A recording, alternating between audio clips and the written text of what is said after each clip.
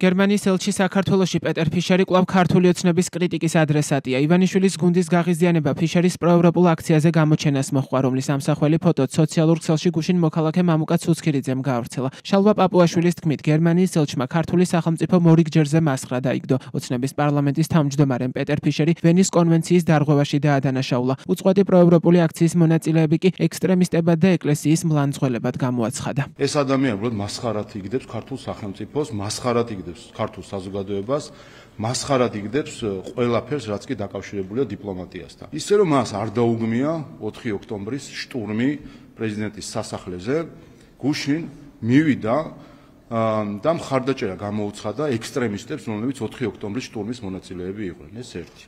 მეორე, ის ვისთანაც პოზირებდა, ეს ადამიანი ლანძღავს ქართულ ეკლესიას. გერმანიის საგარეო საქმეთა სამინისტრო ახლა უნდა ჩამოყალიბდეს. ბოლოს და ბოლოს რა უნდათ მათ?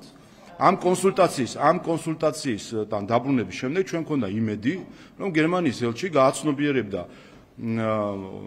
ვენის კონვენციის მნიშვნელობას, გადაიკითხავდა კიდევ ერთხელ შესაბამის მუხლებს და ბოლო-ბოლო ამ ყველაფრის შემდეგ რაღაცნაირად თავს მაინც შეიკავებდა. არ გასულა რამდენიმე დღე და უბრალოდ მასხრად აგვიგდო. პროევროპულ აქციაზე გამოჩენის გამო გერმანიის ელჩს აკაცუკი უწოდა კახაკალაძემ. კითხვას გააძევებდა თუ არა ფიშერს ქვეყნიდან გადაწყვეტილების მიღება მასზე რომ იყოს დამოკიდებული. კალაძემ უპასუხა, რომ ამაზე შესაბამისი უწყება იმსჯელებს. ოცნების პარლამენტის თავმჯდომარის და ოცნების გენერალური მდივნის აგრესიული რიტორიკა დღეს ივანიშვილის პარტიის სხვა წევრებმაც გაიმეორეს. ანუ არაფერი ისეთი არ ხდება, ხო?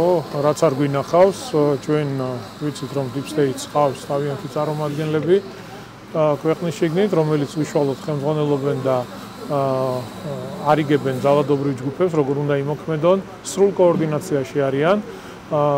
ძალიან სამწუხაროა, როდესაც დიპლომატია ამ ტიპის ქმედებებით არის დაკავებული, ეს რა თქმა უნდა ცდება ყველანაირ დიპლომატიას, დიპლომატიურ საქმიანობას, ჩვეულებრივი, რა ვიცი, აკაცუკია, ჩვეულებრივი, სხვა ვერაფერს ვერ უწოდებდი ამ ადამიანს. გერმანიის საგარეო უწყებამ 19 ოქტომბერს განცხადება გაავრცელა, რომლის მიხედვით ელჩი პეტერ ფიშერი კონსულტაციებისთვის გაიწვიეს. მათი განმარტებით ამ გადაწყვეტილების მიზეზი საქართველოს ხელისუფლების მიერ ევროკავშირის, გერმანიის და პირადად ელჩის წინააღმდეგ გაკეთებული განცხადებებია. გერმანიის საგარეო უწყების 6 ნოემბრის განცხადების თანახმად კონსულტაციების შემდეგ ელჩი საქართველოში დაბრუნდა. მანამდე 2 ოქტომბერს გერმანიის საგარეო საქმეთა სამინისტროში საქართველოს საქმეთა დროებითი რწმუნებული დაიბარეს. საქართველოს ხელისუფლების მიერ თბილისში გერმანიის ელჩის წინააღმდეგ გამოთქმული უსაფუძვლო ბრალდებები და აგრესიული რიტორიკა მიუღებელია და უნდა შეწყდეს განუცხადეს მაშინ საქართველოს წარმომადგენელს გერმანიის საგარეო უწყებაში.